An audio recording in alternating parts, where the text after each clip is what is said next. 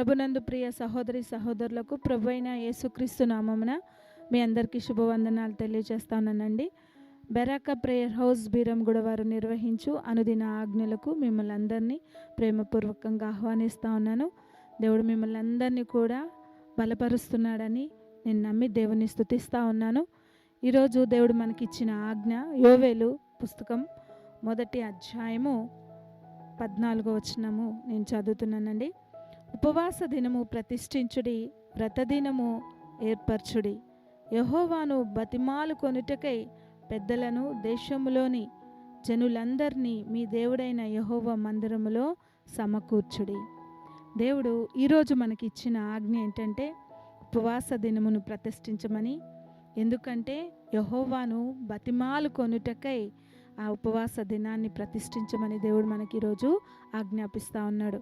చాలామంది చాలా వరకు శుక్రవార దినాన ఒక్కొక్క దినాన ఉపవాసం ఉంటూ ప్రార్థనలు చేస్తూ ఉంటారు. దేవునికి విజ్ఞాపనలు చెల్లిస్తూ ఉంటాం. ఆ విజ్ఞాపనలో కొన్నిసార్లు మనము జవాబు పొందుకోలేకపోతూ ఉంటాం.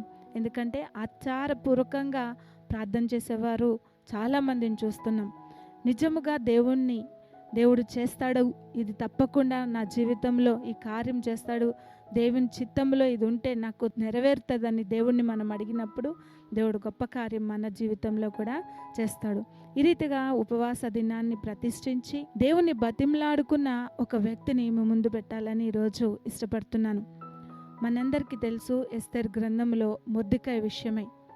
మొర్దెకై దేవుణ్ణి ఎంతగానో ప్రేమించాడు, దేవుని ఆజ్ఞను ఎంతగానో పాటించాడు. ఎందుకంటే తనకి తప్ప ఎవరికి కూడా మ్రొక్కకూడదని దేవుడు మనకిచ్చిన ఆజ్ఞను హామాను నన్ను చూసి నాకు మ్రొక్కమని ఆయన ఆజ్ఞాపించినప్పటికీ కూడా దేశంలో ఉన్నప్పటికీ కూడా హామానుకు కానీ రాజుకు కానీ భయపడకుండా నేను జీవం గల దేవునికే నమస్కరిస్తాను కానీ ఇంకెవరికి నమస్కరించనని ఆయనకి ఎంతమాత్రం వంగకుండా తను దేవుని ఆజ్ఞను పాటిస్తూ ఉన్నప్పుడు ఈ హామాను యూదులంటే చాలా వ్యతిరేకంగా శత్రువులుగా ఆయన భావించి రాజు దగ్గరికి వెళ్ళి అహష్వరోషు పరిపాలనలో ఏలుబడిలో ఆయన దగ్గర తాకీదు పుచ్చుకొని యూదులందరినీ కూడా నాశనం చేయాలని ఆయన చేత ముద్ర వేయించుకొని అది బయలుదేరింది. అదంతా సంచారం జరుగుతూ ఉంది.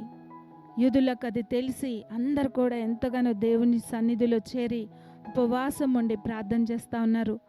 మొర్దెకై కూడా అదే రీతిగా దేవుణ్ణి బతిమలాడుకుంటూ తన అన్న కుమార్తె అయిన రాణిగా ఉన్న ఎస్తేరుకి కూడా ఈ వర్తమానం పంపించినప్పుడు ఎస్తేరు కూడా తన పనికెత్తలతో రాజును కలుసుకోవడానికి వెళ్ళి ఈ విషయమై దేవుడిని బతిమలాడుకుంటాను, రాజును కలవాలి అని పనికెత్తలకు కూడా ఉపవాస దినాన్ని ప్రకటించి ప్రార్థన పూర్వకంగా దేవుణ్ణి బతిమలాడుకొని రాజును కలుసుకున్నప్పుడు అక్కడ మనం చూస్తాము ఎవ్వరు కూడా అటువంటి శాసనాన్ని ఒక్కసారి ఆయన ముద్ర వేసి బయలుదేరిన తర్వాత ఎవరు కూడా దాన్ని కొట్టివేయడానికి వీలు లేని అటువంటి శాసనాన్ని కూడా దేవుడు తలక్రిందులు చేశాడు. ఆ శాసనమును దేవుడు కొట్టేశాడు. యూదులందరూ బ్రతికింపబడ్డారు. ఏ హామాన్ అయితే మొర్దెకైని చంపేయాలని ఒక ఉరికొయ్య ఏర్పరిచాడో అదే ఉరికొయ్య మీద ఆ హామానే ఉరి తీయబడ్డాడు.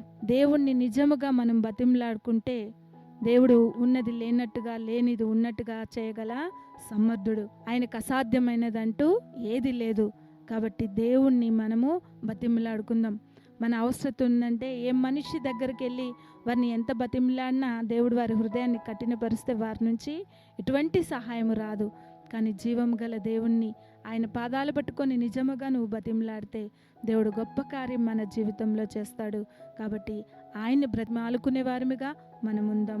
అటు కృపదేవుడు మనందరికీ అనుగ్రహించునుగాక. చిన్న ప్రార్థన చేసుకుందాం. పరిశుద్ధుడా మహాగణుడా నీకు వందనాలు స్తోత్రాలు.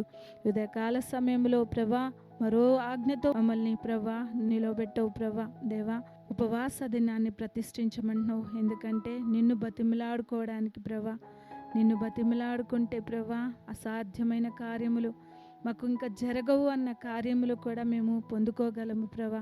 నాయనా నిన్ను బ్రతిమాలుకునే కృపను మా అందరికీ కూడా దయచేయమని యేసు నామమున ప్రార్థించి వేడుకున్నాం తండ్రి. ఆమేన్.